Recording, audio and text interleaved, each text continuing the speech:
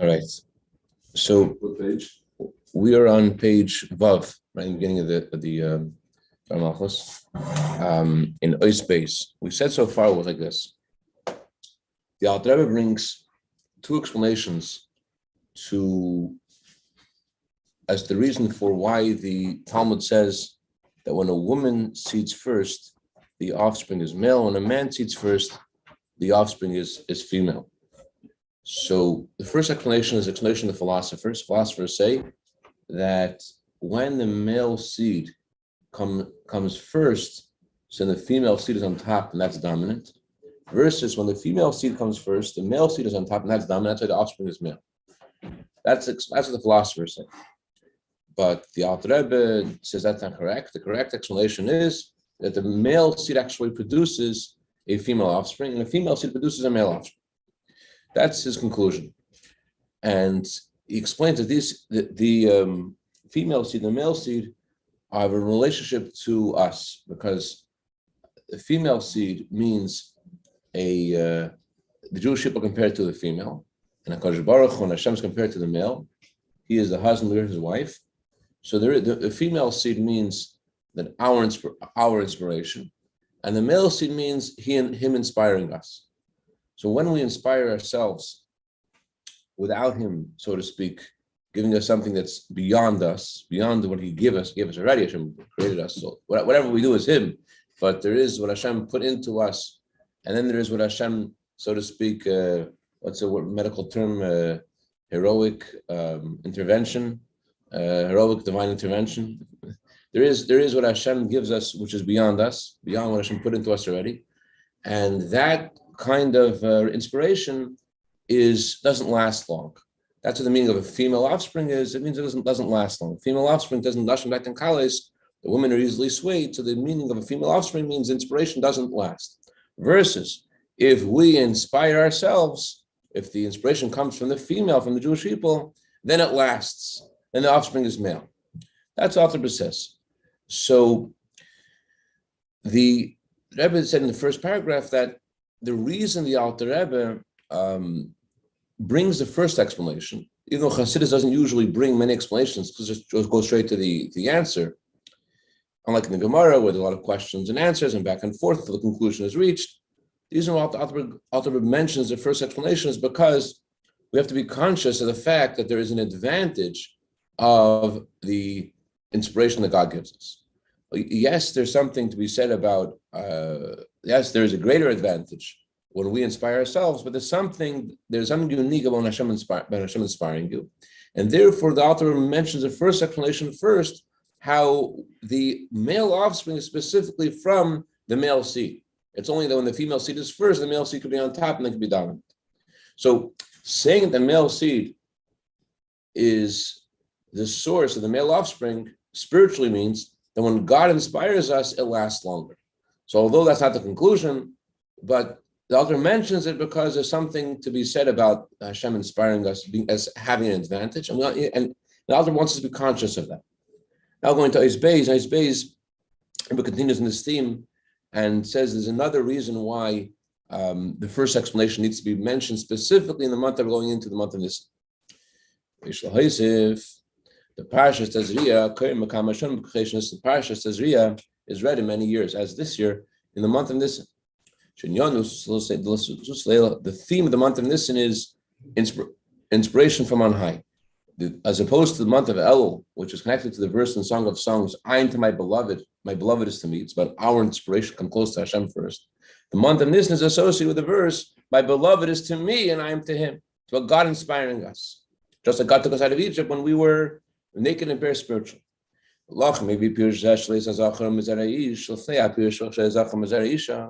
that's why the Alter Rebbe prefaces and first brings explanation of the philosophers, which they maintain that the male offspring comes from the male seed.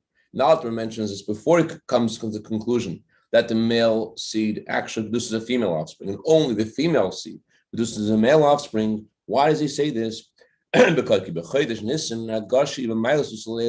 in the month of Nisan, there's an emphasis on the gifts that God gives us and God's inspiration. Since the month of Nisan is all about Hashem inspiring us, therefore the theme of this month is since the discourse was delivered at a time when there's a emphasis on God's inspiration, therefore he mentions this explanation first, how the male seed comes from the male seed causes a male offspring. The reason why the conclusion is that the male child is a product of the female seed, because after the Torah was given, even in the month of Nisan, the emphasis is in our service of Hashem, the inspiration from below. Although the month of Nisan is all about inspiration from on high, but even in the month of Nisan, there is an emphasis on what we do. Because after the Torah was given, the Torah was given to this world, to which make a home for Hashem here, and therefore the conclusion is, yes, there's an advantage of the inspiration from on high, but there's a greater advantage in what we do, and therefore the author concludes and says that the male seed produces a female offspring, and only a female seed, only when we inspire ourselves, is there a male everlasting offering. Is there something that lasts? Proof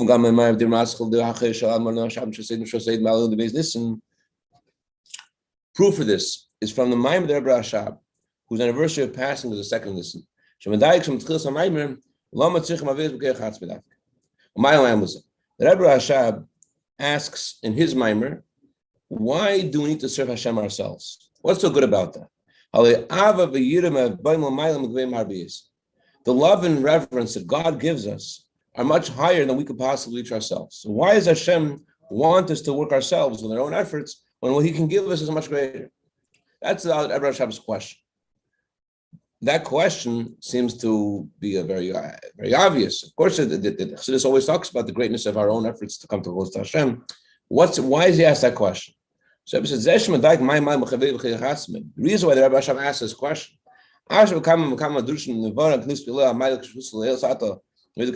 next page. Although many discourses talk about the greatness of our service of Hashem, the reason why he does this is since he's talking in the month of Nisan, he's talking in a month where there's an emphasis on God's inspiration. Therefore, at that time, why there's a question: what's the virtue of us serving Hashem on our own? Why can't Hashem just give us inspiration? The fact that this is only a question, it's not an answer. It's not his conclusion. His question is, why do we need it? But his answer is, yes, we do need this.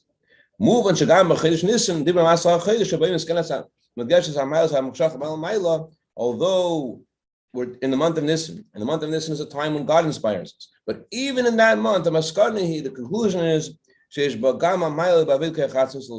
still an advantage in what we could do ourselves. In comparison to the love and reverence that God gives us. And even more, not only is there an advantage in both, but the main advantage, the main virtue is specifically in what we could do ourselves. That's what the conclusion of the Alter Rebbe in his Maamar is that the offspring of the male offspring is from the female seed. There's an advantage in our inspiration that surpasses in what, so to speak, Hashem inspires us from on high. Okay, so what do we say over here? We're saying a lot of information over here. But what's going on? Last week we were learning about how it seems like when we learn Chassidus that every holiday seems to be the best holiday. We learn the Chassidic discourses about Rosh Hashanah. Rosh Hashanah is the best holiday. We learn the discourses about Yom Kippur. Yom Kippur is the best holiday. And how could that be that every holiday is the best holiday? It would seem that each holiday has an advantage over the others, but when you learn Chassidus, it sounds like the most important holiday is the holiday that we're in. So what we learned last week was that the gate, so to speak, for the divine flow is through the holiday of the time. The holidays are called in the Torah the Yom Tovim of Yud-Kei Vav-Kei. The holidays are a time of when there is a divine revelation. And so the divine revelation doesn't that we receive here starts in heaven. So in heaven, there is a focus on the light of that holiday. So since there's a focus in heaven, the light of that holiday, therefore the tzaddik who was speaking in this world, thank you very much, Chaim. The tzaddik who was speaking in this world, he is reflecting what is being focused on in Shemayim. So he talks about how Pesach is the greatest holiday and Nisan is the greatest month, even though when you get to El, he's going to say, no, El is the best month. How could El be the best month? Because since that's the focus in heaven at the time, therefore the discourse focuses on that virtue. But which one is really the greatest thing? So wouldn't it be applicable to each one, whatever at that time it is?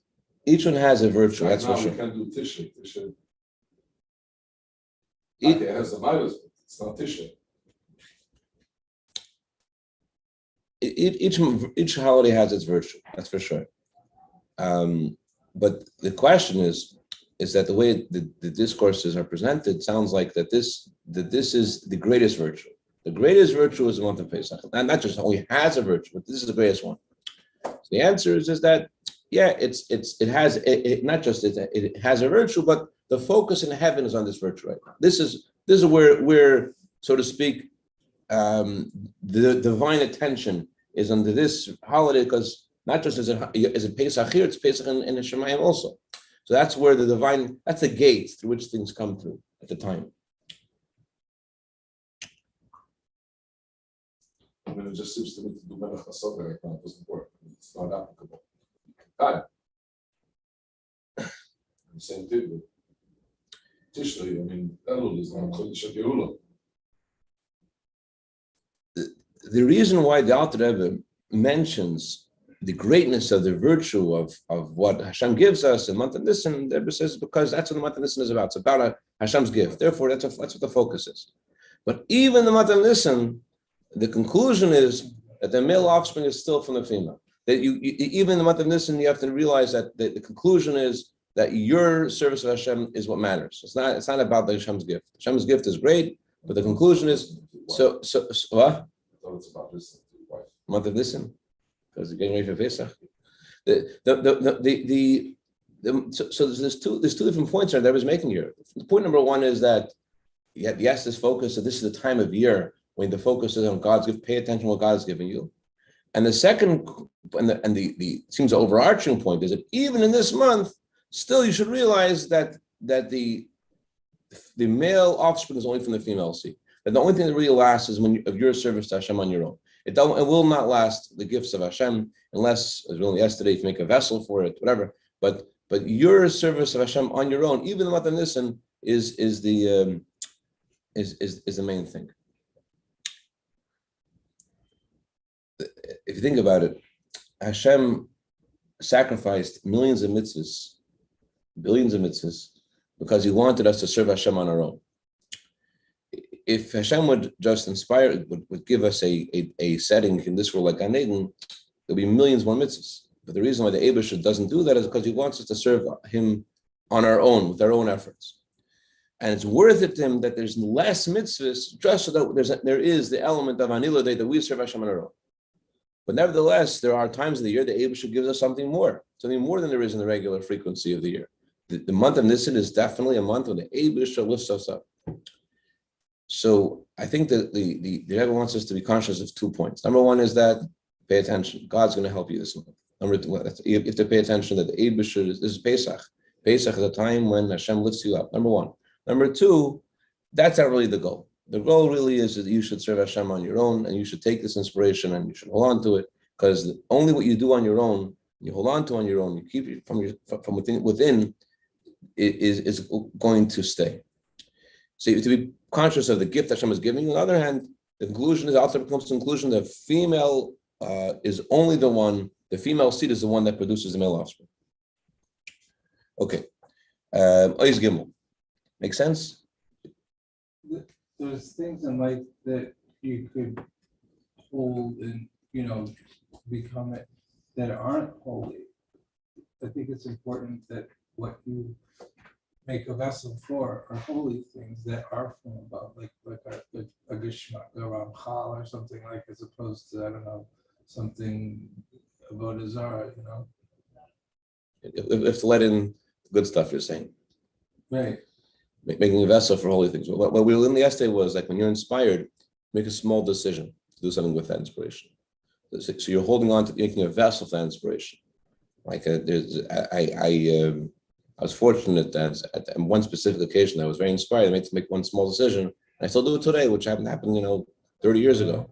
But I kept it. I made a small decision then, and I still hold on to it because it was the right moment for me for that decision. So that's everything. Pay attention. Hashem's giving you a gift. Hold on to it. And even after you hold on to it, you should know when this finishes, or your inspiration finishes, or it's not the moment that when you don't feel the divine revelations, you're stuck, trying to lift yourself up by pulling your hair. You should realize that main work is at home. The main work comes from within. Yankel looks at his phone bill. And his phone bill is crazy. It's $5,000 phone bill. He calls his wife. What's going on? You're calling your sisters-in-law all day. Why is this $5,000? What are you talking about? I make all my phone calls at work. So you're the one who makes these phone calls. Me? I make all my phone calls from work too. So they look at their cleaning lady. Say, what's going on? Just me? I also make my phone calls from work too. So all of our phone calls, all of our phone calls to the Eibishter, they come from home. They come from ourselves. That's where that's where things matter. It's interesting. Chassidim say it's interesting that Chassidim say that there's a question Chassidus all often asks, and it comes to the same conclusion. Chassidus always asks the question: why is it that the neshama comes to the world? And Chassidus always answers that the soul is descended for the purpose of an asset. It's a descent for the purpose of an asset. And Chassidim say, why is the Alter Rebbe and the Mid-Older Rebbe, why do they always ask this question? And they answer that it's not the question, it's not the answer that the Rebbeim want us to know. They want us to have this question. If we have a question, what am I doing in this world? So then I'll the answer will be meaningful to me. But if I'm just like, okay, I'm here because I'm here yesterday, I was here the day before, so then if question doesn't bother me, the answer won't give anything to me. So therefore, the Chassidim say that's why the Rebbeim always ask this question. That's what the Chassidim say. But in this discourse, the Rebbe comes from different perspectives. Why is the Rebbe Hashem asking what's so great about what we do on our own? We should know that. That's something which shouldn't be a question to us, it seems. That should be something which should be natural to us. Why is this a question all of a sudden? And so it seems like when the Rebbe is presenting this, is that the Rebbeim want this to be obvious to us. This shouldn't be a question. The fact that we have to work on our own, this shouldn't be a question. What's my neshama doing in this world? That I should be wondering. I should be asking myself, what am I doing in this world? That should be a question to us. But the fact that we have to work on our own, that should be obvious to us. So why is Rebbe Shab asking this question? So Rebbe says the reason Rebbe Shab asking this question because this is a different month. This month is a time we should be attention. I'm not a surfer, but what's the word they say when the waves are good in the surf's on. The surf's on. That's what Rebbe Shab wants to tell us. The surf's on. That's what I'm asking you. What's the greatness about serving Hashem on your own? Surf's on. And he tells the conclusion is yes, still to serve Hashem on yourself. That's the highest level. That's the most important virtue. But we should know surf's on. That's what I think that they say. Okay, Eis Gimel. When you know the Hine, yeah, makes sense. Follow? Just like what he said, the king is in the field. That's good for El. So this is surf's on. Like there's going to be this Jerusalem, this Jerusalem. Right. We should pay attention to that. And even though Hashem's giving you, you should still know that the greatness and make it your own. Make your own, and whatever you do on your own is even greater. Whatever Hashem will give you is great, but even in this month, the greatest things what you do on your own. When you know, it's powerful. Yeah. When you know, the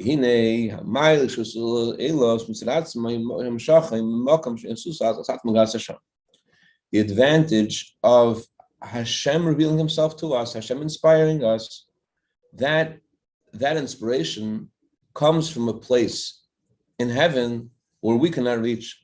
the Zohar says an arousal from below causes a reciprocal arousal from on high. Sata causes Eila. That's one kind of model where our inspiration, we try to make a step towards Hashem. Hashem responds to us. But then there's something else. Then there is ususul Eila before ususul Sata, when Hashem inspires us without us doing anything. So it says in Chassidus that when Hashem inspires us on His own, without us triggering that responsive, reciprocal inspiration, that reciprocal revelation, that is something which is coming from a place where we cannot reach. We cannot reach that gift Hashem has given us. The month of this is not something we could create. We can't create the kind of gift Hashem gives us the month of this. It comes from a place beyond anything we could reach. So where is it coming from? Why is it happening? The reason why this revelation happens because God desires to do kindness. The Eibishter wants to do kindness irrespective of where we are spiritually. That's why there's a revelation of godliness in the month of Nisan, or in general, when Hashem inspires us without us doing anything to trigger, to deserve that inspiration, it's because Hashem wants to do kindness. The Talmud says that Hashem, before creating the world, asked the question, who should I consult, so to speak, about creating the world? That's the words of the Talmud. Hashem concluded, I'll ask the souls of the righteous if I shall make the world. Doesn't mean literally that Hashem asked some neshamas. There were no neshamas that existed yet. What it means is, and it's not talking about like certain specific tzaddikim. It's not like like Hashem was talking to this side and that side, and there was nothing that existed yet. We're talking about before creation. So what does it mean that Hashem consulted the righteous? He consulted the souls of the righteous, and not just any righteous, but every Jew is called righteous. What did Hashem do exactly? The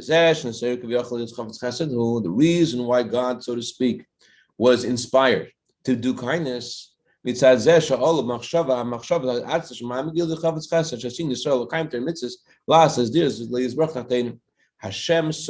it arose in Hashem's thoughts, the future. There's going to be Jews studying Torah, doing mitzvahs, and making the world a home for Hashem. In the lowest realms, Hashem is going to make the Jewish people are going to make a home for Hashem. So it's not that Hashem asked anybody if He should make the world. Rather, what it means is that Hashem thought about what we're going to do. Hashem was considering the value of making the world. And what did Hashem consider that inspired His yes answer, I want to do this? It was His picturing that you and I are going to sit here and sit this in front of the film, even going to do Torah mitzvahs. That's why Hashem decided to make the world. So he considered the souls of the righteous, all the Jewish people, their new Torah mitzvahs. That's why He made the world. So that is what caused His kindness. Before His inspiration of kindness, that He says Hashem made the world because Hashem was kind and He wanted to do kindness. Before that, there was another thought. There was a deeper thought. And that thought was, there's going to be Jewish people keeping Torah mitzvahs. There are various explanations given for why Hashem made the world. One explanation given is because Teva Tev Lahetiv, Hashem is good, and in nature is someone who is good to do kindness. And therefore the Eibush want to make the world because He wants to do kindness.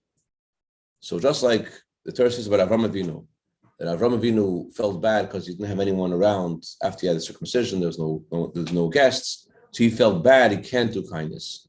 So to speak, the Eibusher wanted there to be creatures to do kindness with. The Eibusher is good, and nature of someone who is good is to do good, and so the Eibusher wanted there to be a world of kindness. That's one explanation that's given.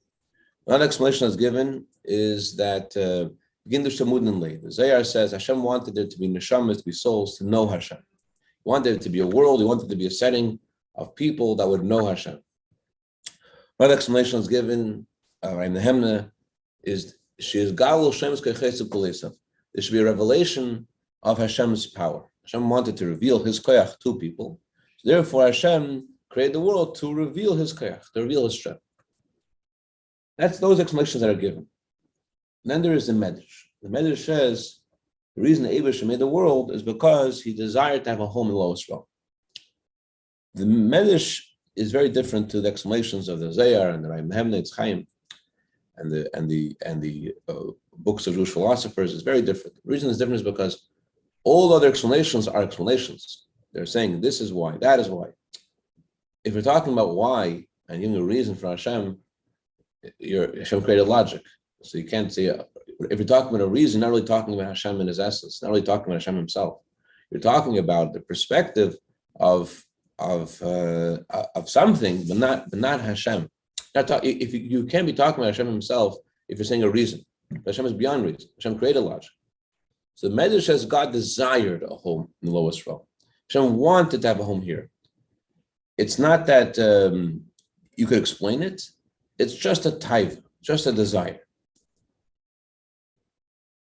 And you can't ask a question why, because he desired it. You can't know why, but you couldn't know what. What did he want? He wanted to have a home. He wanted Eden to be to mitzvahs in this world. And in this lowest of all worlds, Hashem desired that we should make a home for him here. So that desire is what motivated the desire through kindness, the desire to reveal. All the other explanations are true, but they're talking about a lower world. They're talking about, in every